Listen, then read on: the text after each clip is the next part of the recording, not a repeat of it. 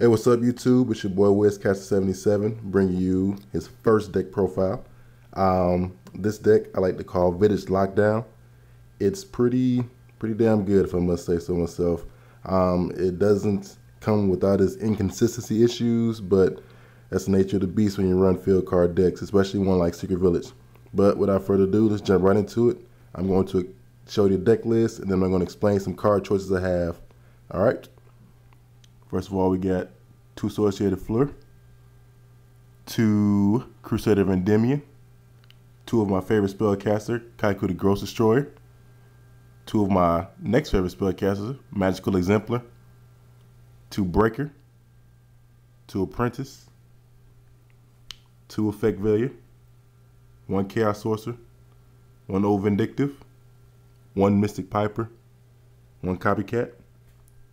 On to the spells, we got 3 Secret Village of the Spellcasters, 2 Magical Dimension, 2 Burden of the Mighty, 2 Mystical Space Typhoon, Dark Hole, Allure, Giant Trunade, Monster Reborn, Book of Moon.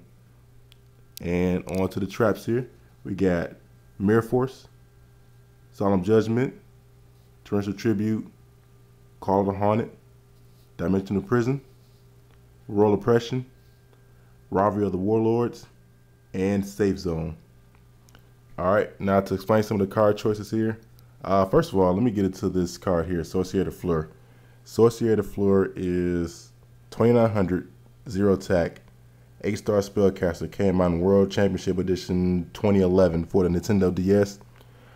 Basically, when she is summoned, period, I special summon one of my opponent's monsters from their graveyard to my side of the field. That monster can't attack direct, and it's destroyed at the end of the turn. Now, a lot of people might say that effect is kind of but with the advent of tuners in this game, she becomes very, very dangerous. All I do is special summon her or normal summon her. She comes to the field. She's a 2900 beast stick. If I got Secret Village of the Spellcasters on the field, that is very hard to get over. Special summon one of my opponent's monsters, preferably be a tuner. If I have a normal summon this turn, I normal summon one of my monsters, synchro into whatever I need to synchro into. It's a very good play to me. I really like this card here. Sorcerer de Fleur is a very powerful spellcaster.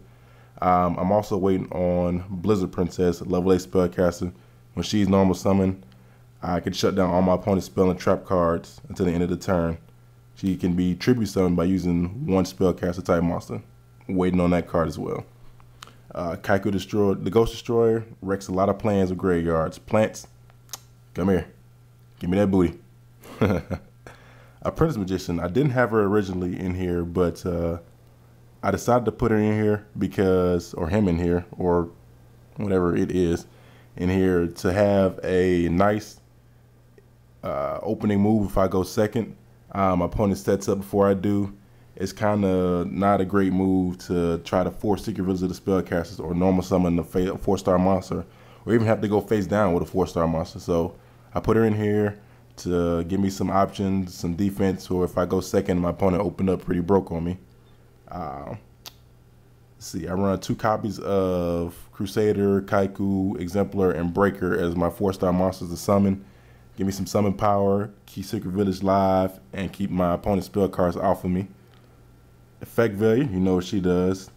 Almost a staple in this deck. If I don't run her, there's no point in really running this deck. Well, that's a lie, but you know. Mystic Piper, it doesn't seem like it fits in this deck, but with this woman right here, one of my favorite spellcasters, he can keep coming back and giving me a free draw each turn. And I do run a couple of level 1s like Copycat and Effect Failures, so it does hit sometimes, but that free draw is crucial in a deck that has pretty much 0 draw power.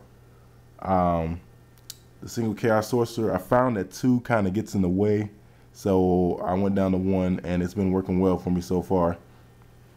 The 3 Secret Villages of the Spellcasters, yeah, I know it can seem like it's a dead draw at times, and it is, and I hate drawing it after I have one live, but sometimes you got to have that backup because they will do their damnedest to get rid of that card. Magical Dimension, what a powerful, powerful card for spellcasters. Now, it is an inherent -1 after everything is said and done, but I have a love-hate relationship with this card because of that. Yeah, it does eat up a lot of cards, but it gets around Stardust. And once you activate it, if they don't stop the activation of this card and have a monster for you to destroy, once you special summon your spellcaster and you destroy that monster that they have, there pretty much is nothing they can do about it. They cannot warning, they cannot bottomless, they cannot trap hole or whatever else you can't trap hole anyway, but whatever else they want to do, it's because you missed the timing. Magical Dimension says that the last thing happens if I destroy a monster is not my monster being summoned, but your monster being destroyed. So you just missed your opportunity to stop my summon. If you didn't summon the warning or solemn judgment activation of that card. Burden of the Money says this deck suffers from normal summon syndrome. It's to keep my opponent's monsters off of me, especially if they have big, strong monsters. 2 Mystical Space seems counterintuitive with the breakers, but gotta get those back rows out of the way so I can get those attacks in. All the rest of these are staples, sort of. One of the most interesting things about my deck is the traps. I don't run 2 of any single trap. Let me get to some explaining here. You know, Mirror Force, Solemn, Torrential, Call. You can only run one of those anyway. The single Deep Prison, the single Royal Oppression, which you can only run one of. Rivalry Warlords and Safe Zone all seem random, but this one Deep Prism to the attack, it works. It works wonders. Wait till they summon that Stardust, remove that Stardust from play. There's one Royal Oppression. This deck, like I said, suffers from normal summon syndrome, so it doesn't really hurt me one bit. Rivalry Warlord, since this is an all-type deck and it's a pure deck, it helps me keep synchros and everything else off my butt. And let me talk about this card for a second. This card is Safe Zone. It is Banana Nut Muffins. Banana Nut Muffins, let me tell you. I can't tell you how many times I've played Safe Zone on the face-up Chaos Sorcerer with Secret Village on the field and won because of it. It's ridiculous. Like, they cannot destroy my monster by battle. It cannot be targeted by their cards, and it cannot be destroyed by their card effects. So basically, the only way to get rid of my monster is to get rid of Safe Zone. Wow. Copycat. I like Copycat. I didn't have him in here at first, but with the addition of Apprentice Magician, I figured, hey, why not? And if I got Burden of the Mighty up, when I flip summon him, or summon him anyway, really, with Exemplar's Effect or however, it copies your original attack. And while you're down by Burden of the Mighty, I have some pretty beefy attack.